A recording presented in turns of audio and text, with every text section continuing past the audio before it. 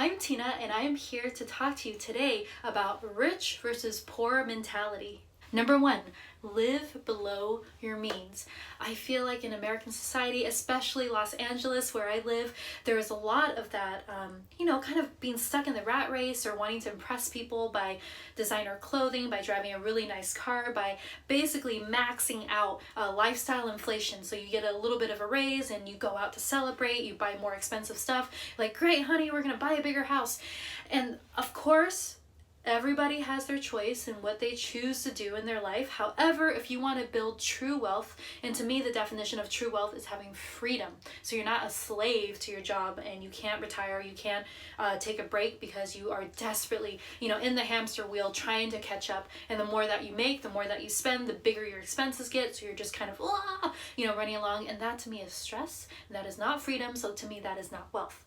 If you make a ton of money and you can afford to buy that sports car in cash or in very few payments, please be my guest. Go ahead. That's totally fine. You worked hard for it. But if you're just doing it to try to pretend to look like you're rich as opposed to actually being wealthy, because if you're truly wealthy, I feel like you really have nothing to prove because it's already there. But if you're just making the effort to try to look like, try to get the girl or the guy by trying to impress them with what you kind of are barely able to afford, or if you're leasing a car, you don't even own it, you're renting a car basically. If it's damaging your savings goals, if it's damaging your potential to save and to actually be able to invest money into the future, into yourself, please, please, please don't do it. So you might tell me, well, Tina, you drive a Porsche Panamera, that's kind of hypocritical. No, it's not, because I bought it in cash.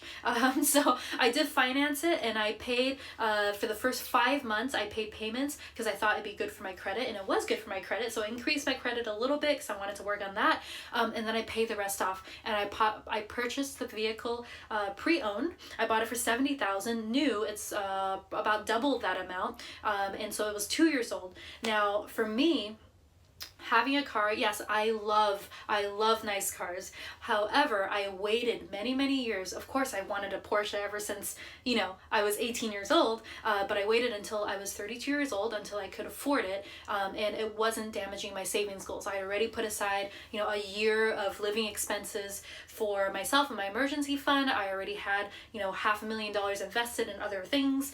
So it's really, I think sometimes when people see someone else driving a really nice car or having nice things or going out, you don't know their situation. Possibly they're just using credit or whatnot, but maybe they have worked really hard and they've earned it. But you can't take the shortcut. You can't be lazy. You can't think, well, I want that too, so I'm just gonna, I can qualify for it, so I'm just gonna do it. But if you're spending every penny that you make every month just to try to keep up with somebody else, try to impress your friends, you're not gonna end up anywhere, because you're gonna end up broke, because you're gonna end up with zero at the end of the month, and that is definitely poor person mentality. Another way to live below your means is to cut expenses. So look at all the different subscriptions that you might have. For me, I went through everything, but I do still have a few subscriptions which I think are really necessary and vital to my survival. One, that's Amazon, because that's a great deal, and I buy almost everything that I use on Amazon, so that's fine, that stayed. Netflix, I was paying for until I joined T-Mobile, and I have a plan with 2 lines, myself and my fiance's, and with currently the promotion that they had when we joined plans, I know how romantic, was that they would pay for your Netflix for free. So that actually was deducted. So I have free Netflix. We don't have cable. We do have internet service, because that's very important. So I have internet service and a gym membership. And I paid for my gym membership for a full year. So they were doing a 0% down special deal and a huge discount on the price if you pay for a year in advance. So if you really want to go to the gym, that's something that you can look into, but not, maybe don't spend like at the most fancy, expensive gym that you possibly can go to. I know that some people have memberships where, someone told me like, oh yeah, my gym membership's like $100 a month. I'm like, what can you be possibly getting for $100 a month unless they're massaging you for free every time you go?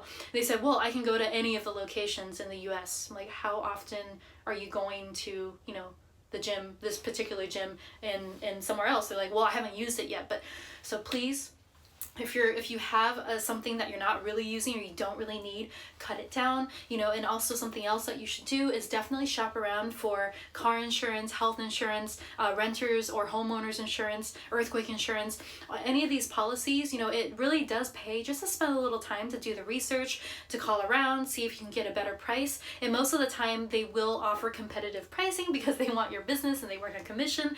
So these agents will help you. And I recently switched everything over to AAA, and this is just an idea. I'm sure there's other great insurance agencies as well, and they offer multi-policy discounts. So I have my homeowners insurance, I have 2 vehicles on the auto insurance, and another insurance policy, and it really helped a lot to have all those insurance policies, and I saved a lot. Actually, I saved like over $1,000 a year just by switching policies, and the coverage is exactly the same. So be sure to go through everything that you're spending on a monthly basis to see if your subscriptions are really worth it, if you can do without them, and if you do need them, if you can get a better deal going through a different supplier, or if you can just maybe negotiate a little bit with the people that you're currently with. Number 2, purchase assets, not liabilities. So I feel like a lot of people think because they've seen TV shows or movies, or they're trying to emulate movie stars or their favorite singers and artists, and they look at it and they think, oh well, I want to have nice things so I can look like I have money, but you actually don't have money. You're just pretending to have money, and in the process of pretending to have money, you're actually having even less money, which is completely stupid and ridiculous. Cars, fancy jewelry, designer handbags or designer clothing. These are liabilities for the most part. There's very rare circumstances where there's actually handbags that increase in value, but if you can even afford to buy one of those, I don't think you'll probably be watching this video, who knows? But if you're in the situation where you are hoping to better yourself and to actually one day become wealthy, not just pretend that you're wealthy and be poor, then you should definitely not buy liabilities. And the general rule is that if you cannot afford to buy something in cash, you can't afford to buy it. Building wealth is not easy. If it was easy, everybody would be wealthy, everybody would be rich, everybody would be responsible, everybody would have a lot of self-control, and it's not easy. But if you really, really want it, if you're really determined to improve your life for yourself and for your family, for your future, sacrifices have to be made. It's not always going to be comfortable. For me, in the past, as I was trying to pay off all my debt, I had a lot of school loans, I had credit card debt, I had a loan from the Musicians Union Bank, instrument loan for my cello, my 1880 Gone and Bernadelle, which I actually purchased way below the value. Thankfully, it was $65,000, but I did not have anything close to $65,000, so I took out a loan, plus used a credit card to make the initial down payment. So I had all these things I was trying to pay off, and just for the cello alone, it was like about $1,000 a month. So at that time, a cello for me, that is my my day job, that is my source of income, but also fine instruments increase in value. It is now worth $110,000. So I made a very big profit in a few years just from investing in this instrument that I also use. So after calculating that and understanding that this was an investment I was making into my current job situation and into my future, I decided, what, I'm going to make these huge payments for the instrument and then cut back on everything else. So during those years, I looked on Craigslist for the cheapest possible living solutions. So I was spending between $500 to $650 per month maximum for about 5 years during that time period, so I could try to pay as much as I could towards the instrument to get that paid off, as well as my school loans, credit card loans. And the most favorite place that I have lovely memories living in was a garage. Now it wasn't a full garage. It was actually half a garage because the owner still used the other half of the garage to house their vehicle, their car. So I was living in this weird, the wall was it was made out of plastic, but with like wood paneling. So like plastic wood paneling wall to separate me from the car. And there was no air. There was oxygen, but there was no air conditioning. There was no heater. There was a very rudimentary bathroom. So there was a toilet and a sink, thank God, and a shower. The closet, I kid you not, was probably as big as me. Like, you could fit nothing in, so it really helped with my minimalism because I couldn't fit anything in there. And the kitchen well, I don't know if you would call it a kitchen because there was no stove, there was no refrigerator, there was no microwave, and I couldn't afford, of course, to buy a stove or to rent one if that's even possible. So I bought at Target a hot plate where I would cook sometimes, and then I bought a mini fridge off of Craigslist that people use in dorms, like a really small fridge, and then a very small microwave that I got for $15. It's such a good deal on Craigslist. A very small pre-owned microwave, not very powerful, but it worked great to heat up 99-cent Tina's burritos, which I thought was cool because my name is also Tina. And the rent there was $550 a month. It included utilities, and to be honest with you, was I embarrassed? The few times that people actually came over, I try to avoid having people come over because I can't lie, I have an ego too, and I was embarrassed for people to see where I lived. But I had, I think, a couple rehearsals there. And I just had to get over it. You just get over it. And I told people, I'm saving money. I'm working hard to save money. I'm paying off my instrument. This is what I'm investing in. I'm investing into my future. I'm investing into an item that will only appreciate in value. And that's what I did. After that, I rented rooms in a house, in 2 condos, and I only rented the rooms. So living below your means, sacrifice means that you put aside your own ego, you put aside your current comfort for long-term goals, and it will pay off. I promise you it pays off exponentially. Number 3 in poor versus rich mentality is the need to better yourself, to constantly be on the lookout to increase your knowledge, to learn, to read books, to watch YouTube videos. I'm not talking about mine, but just in general, watching a lot of, it could be financial tips, life tips, emotional tips, meditational things, just things to really better yourself. So instead of just being a mindless consumer, coming home, watching 4 hours of TV and then falling asleep in front of the TV, there's nothing wrong with watching TV. I love mindless TV as well, but as long as you're also consciously investing into maybe television programs or things that are teaching you something, because the goal is to always better yourself, and the people who really have wealth and can build wealth are very conscious of that.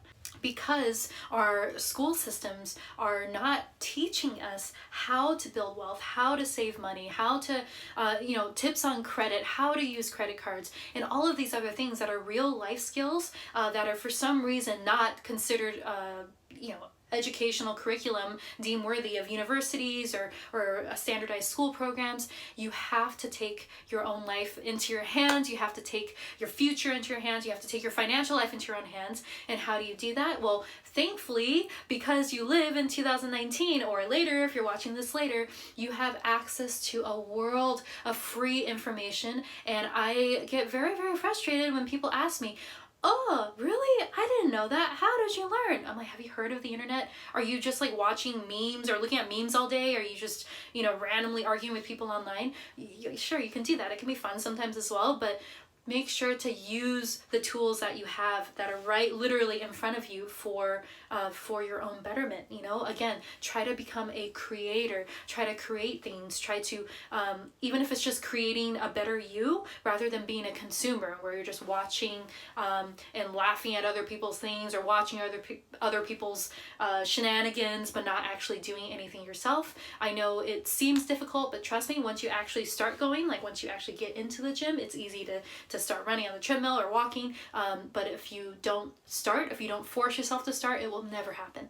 Having a mentality of wealth building, of learning more about wanting to improve yourself is to also be humble, to realize that we don't know everything. I don't know everything. And that is the reason that every day I read different financial books, different books on self-improvement, and I watch videos from other amazing YouTubers, so financial YouTubers, and read articles that are online because there's so much new content coming out every single day. I really take the time, at least 1 to 2 hours a day, just to learn because I know that there is something to learn from everybody. So be open-minded, be wanting to learn and to improve yourself. Number 4 is to take responsibility. You're responsible for your life. Maybe you couldn't help the circumstances into which you were born into. Maybe you had some family issues. Maybe you had this, you had that. In the end, it doesn't matter because all you can control is what you do. So take responsibility. Stop blaming other people. Stop, I hate my boss. I hate my job. My parents did this. I grew up poor.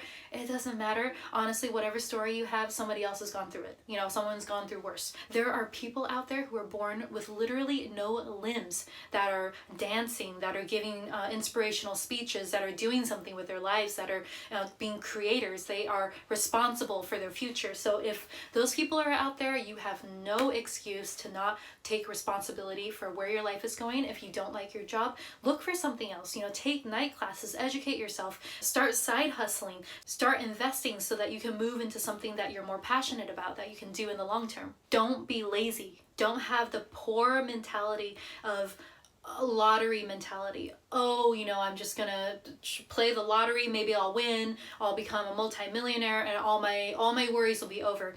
It's not very likely that you're ever gonna win the lottery. It's more likely that you're gonna spend thousands of dollars over your lifetime, wasted into basically gambling, with a very, very, very, very low chance of ever making a return. You're far better off putting your money into investments, into Acorns, some basic robo-advisor programs, but really anything else, or even spending it on yourself, because you're never going to get that money back. And the bad thing about lottery mentality is that it's a symptom of thinking I'm not going to do anything. It's lazy. It's a lazy mentality. Oh, I don't want to work for it. I don't want to sacrifice for it. I don't want to have to give up what I want right now. I'm just going to magically, I'm gonna try to win some money real quick so I can be rich. It doesn't work like that. That's not real life. Yeah, okay, once in a while, by a micro chance that somebody does win the lottery.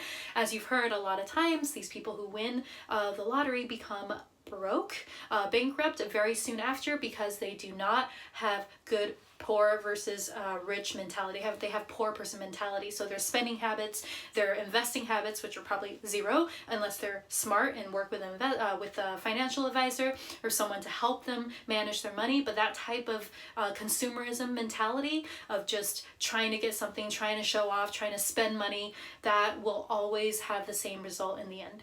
And finally, it is so important to have a good relationship with money. So I really do believe that everything is energy around you. So if you treat someone badly, if you speak meanly to someone, if you give someone a nasty look, they're probably not going to have, lovely feelings towards you. So money is the same way. So if somebody, I've heard some people say, I really think it comes from a place of just jealousy and maybe ignorance, but they say, oh, money is money makes people do bad things, or oh, it's greedy to want money. No, there's nothing wrong with money. Money is a byproduct. It's a byproduct of doing something useful, of working hard, of sacrificing, of being a part of society that is, contributing something to humanity or to our existence. So obviously, if people are paying for your service, or people are paying you for whatever it is that you do, that means you have value. It means no one's going to pay for something they don't want, right? So it's something to be valued, and there is nothing wrong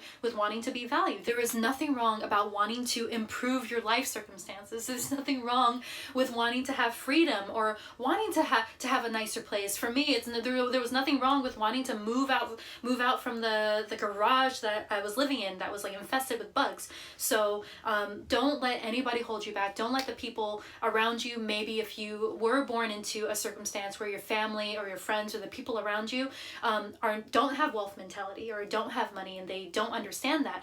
Don't let them tell you, oh, you think you're too good for us. Oh, what? You're too busy. You're too busy studying. You don't want to come hang out with us, or come, go out to the bar and come drink with us, or come eat with us, which none of those are bad things, of course, in it of itself, but it takes time. And say you are working a job, or you're in school, or whatever it is that you're doing.